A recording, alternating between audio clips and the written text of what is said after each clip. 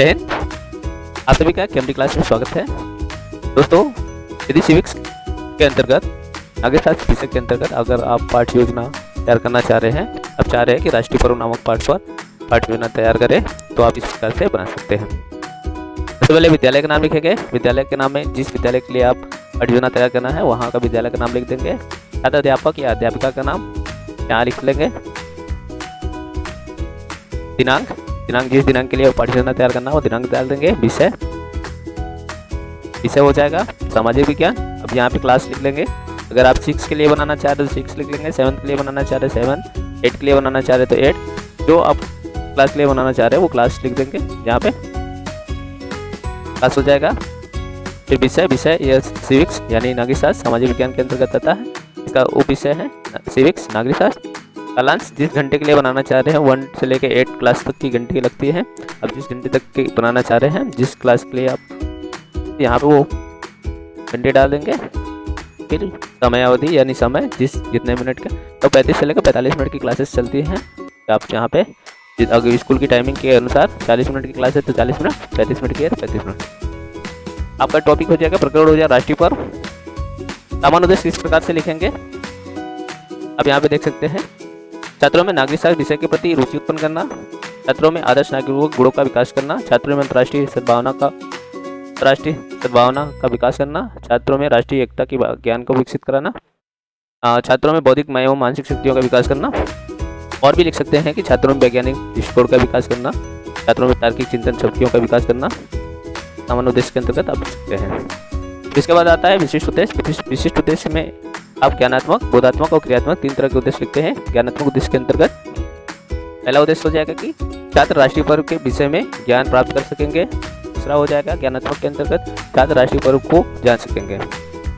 और आप लिखना चाहे तो इस प्रकार भी लिख सकते हैं कि छात्र राष्ट्रीय पर्व को परिभाषित कर सकेंगे, छात्र राष्ट्रीय पर्वों को प्रत्यास्मरण कर सकेंगे, छात्र राष्ट्रीय पर्वों के विज्ञान कर सकेंगे। ये भी आप लिख सकते हैं। बोधात्मक के अंतर्गत पहला उद्देश्य जो है, छात्र राष्ट्रीय पर्व को समझ सकेंगे, छात्र राष्ट्रीय पर्व की व्याख्या कर सकेंगे। अगर और भी लिखना चाहे तो इस प्रकार भी लिख सकते हैं कि छात्र राष्ट्रीय पर्वों का वर्गीकरण कर सकेंगे। या तो आप इस प्रकार से लिख सकते हैं कि छात्र छात्राएं राष्ट्रीय पर्वों में तुलना कर सकेंगे, समानताएं देख सकेंगे। इसे आप लिख सकते हैं बोधात्मक के अंतर्गत। क्रियात्मक उद्देश्य के अंतर्गत छात्र राष्ट्रीय पर्वों आंकड़ों के विषय में ले सकेंगे या तर्क कर सकेंगे, छात्र राष्ट्रीय पर्वों के महत्व को अपने जीवन में प्रयोग कर सकेंगे। ये क्रियात्मक उद्देश्य यानी कि ये विशिष्ट उद्देश्य के अंतर्गत है। तो इस प्रकार से आप विशिष्ट उद्देश्य लिख लेंगे। फिर उसके बाद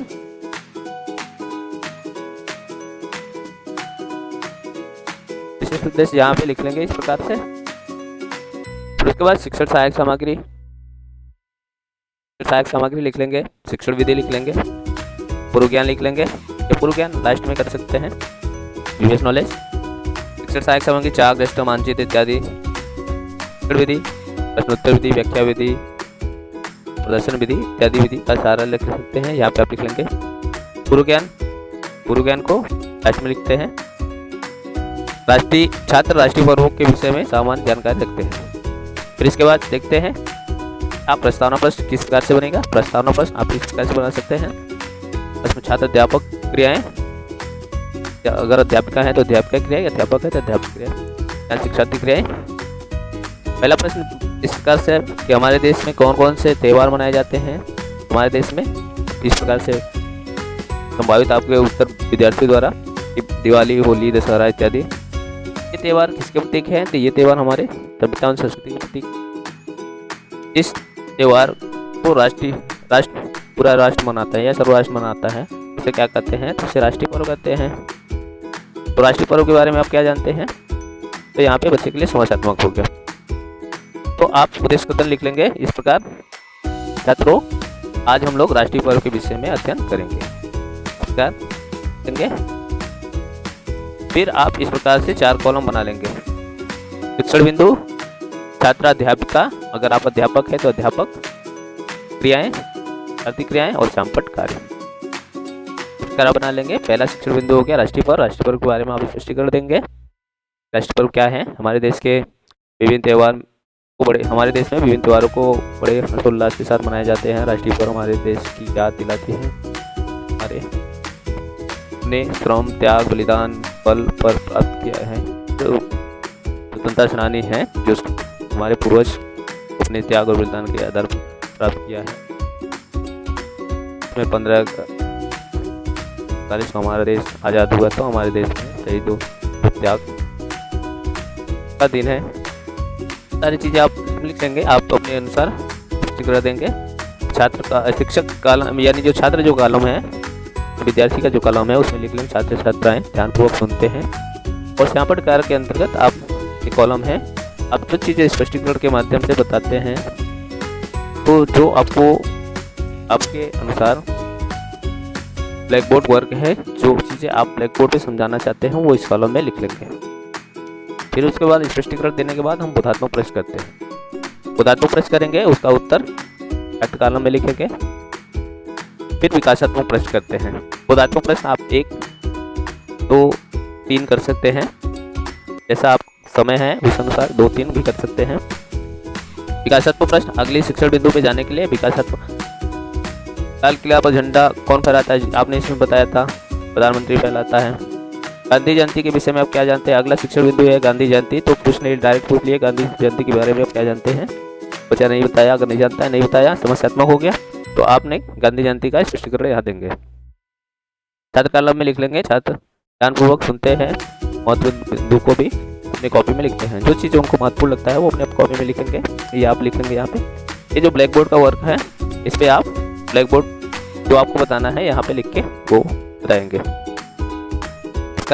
फिर से क्या कर लेंगे, बोधात्मक प्रश्न। स्पष्टीकरण के बाद बोधात्मक प्रश्न, आपने गांधी जयंती के बारे में बताया, उससे संबंधित प्रश्न पूछ लेंगे। 1, 2, 3 प्रश्न पूछ लेंगे, प्रश्न पूछेंगे, यहाँ पे उसका स्टूडेंट कॉलम में उत्तर लिख लेंगे। फिर विकासात्मक प्रश्न करेंगे। तीसरे बिंदु पे जाने के लिए विकासात्मक का लास्ट प्रश्न होगा जो तीसरे बिंदु को जोड़ता है।